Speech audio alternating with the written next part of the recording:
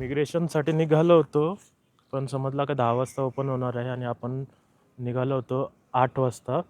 तर आता चाललो आहे एक प्लेसवरती जी तुम्ही बघणार, मी तुम्हाला दाखवणार. तिथे पोहोचल्यावरती त्या प्लेसचं नाव सांगतो, पण इथून व्ह्यू बघा तुम्ही.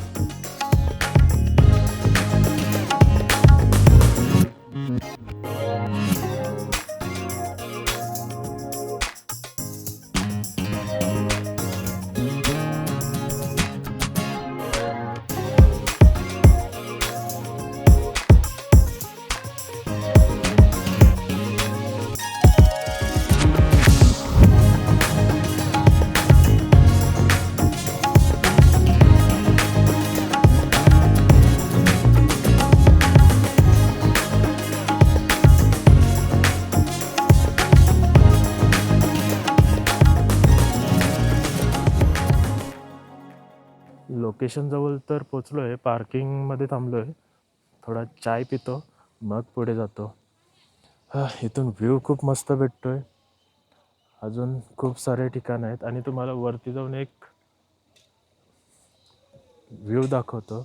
डोळ्याने दिसतोय, पण कॅमेऱ्यामध्ये कॅच होईल का नाही माहिती नाही, पण जन्नतच आहे.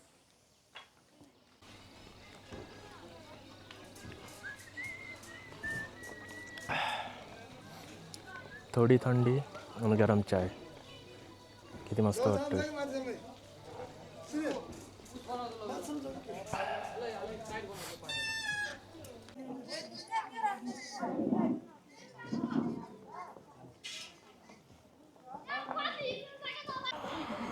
पार्किंग करून थोडा वॉक करून जायचं आहे आणि माझी बॅकपॅकच 12 किलोची आहे, त्याच्यामुळे जास्त दमायला होतोय.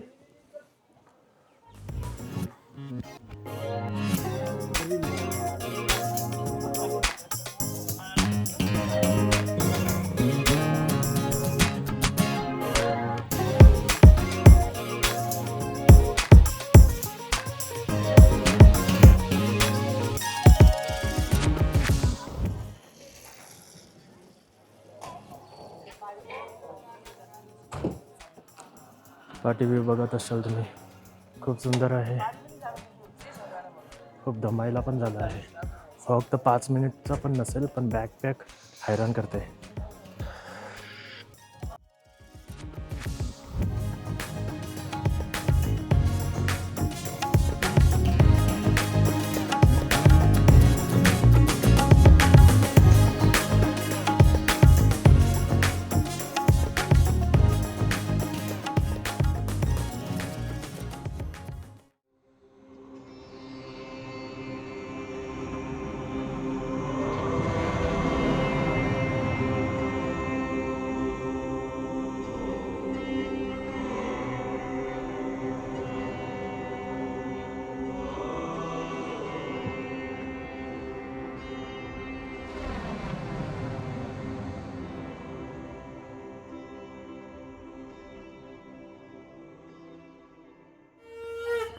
आता इथून निघतो, दुसऱ्या प्लेसवर जायचं आहे, एअरपोर्टवरती जायचं आहे. तिथे फ्लाईट आहे वाटतं, फ्लाईट भेटते, ती ट्राय करायची इच्छा झाली आहे. बघू, पण प्राईजवरती डिपेंड करतं. बजेटमध्ये असलं तर मग करणार, नाही तर नाही.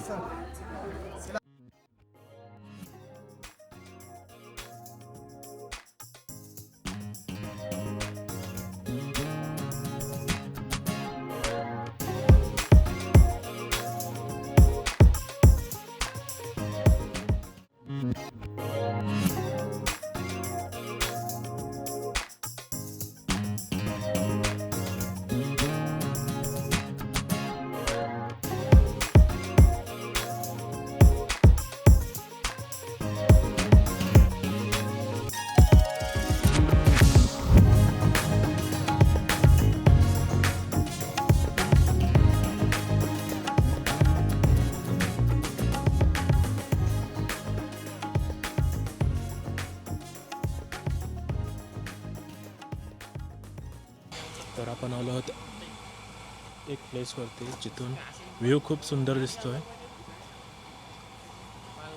तुम्हालाही दाखवतो. इथे चाय पिणार आणि चाऊमिन चाऊमिन चाऊमिन खाणार. आता व्ह्यू बघा तुम्ही. Parasite cafe.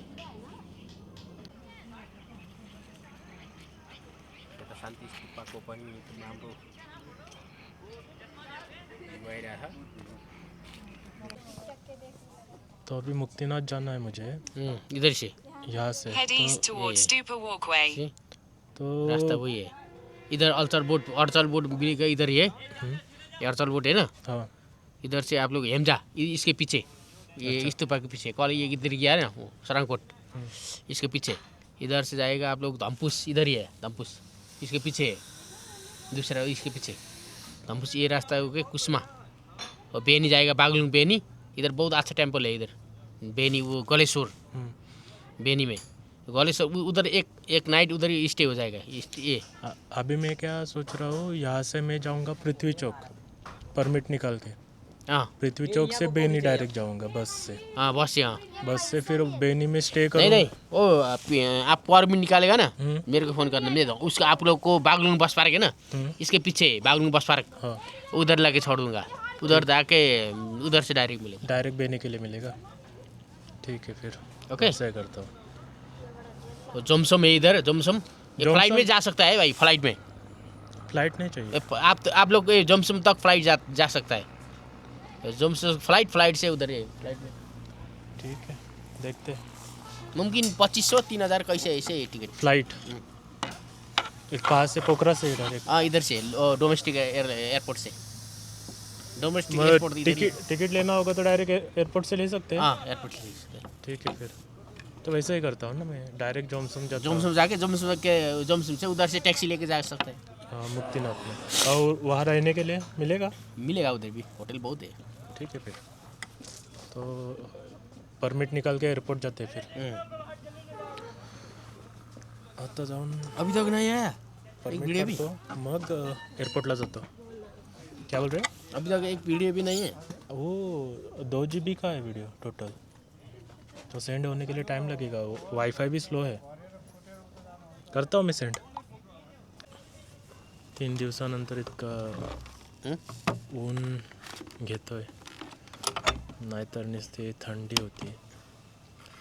आणि कॉफी.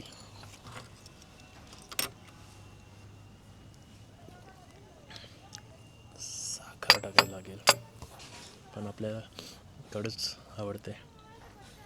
हा इथे मोठा स्विंग पण आहे. पण कसं आहे स्विंग दाखवतो तुम्हाला.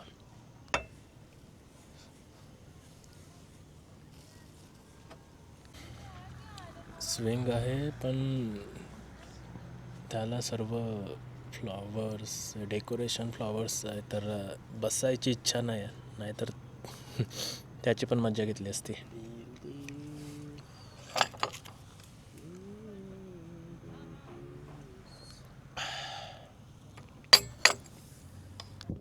कॉफी आणि चाऊमिन खाऊन झालं आहे. आता निघतो परमिटसाठी. परमिट काढून मग मी जाणार लोकल एरिया एक्सप्लोर करायला. नंतर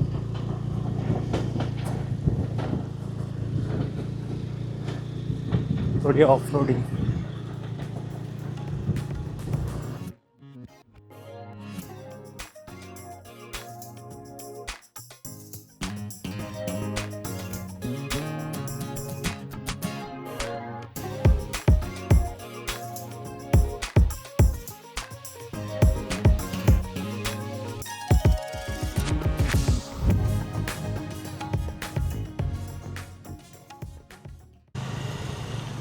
आता परमिट काढायला आलो आहे. किती चार्जेस आहेत, काय फॉर्म भरायला लागतो तो मी तुम्हाला सांगतो.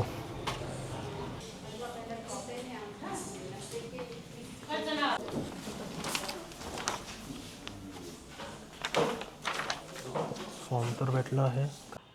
परमिट काढलं आहे. 2 फोटो लागतात. 1000 रुपये नेपाली रुपीज भरायला लागतात. आणि कुठे कुठे तुम्हाला ट्रेक करायचं आहे त्याचे डिटेल्समध्ये ते टिक करायला लागतो.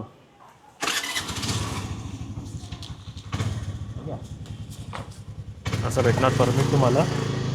चला आता परत स्टेसाठी जायचं आहे.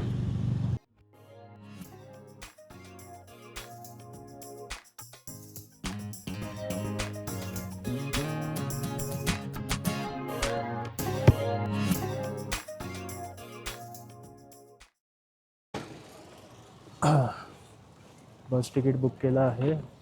इथून मग मुक्तिनाथसाठी असेल. पहिला स्टॉप असेल जॉन्सन.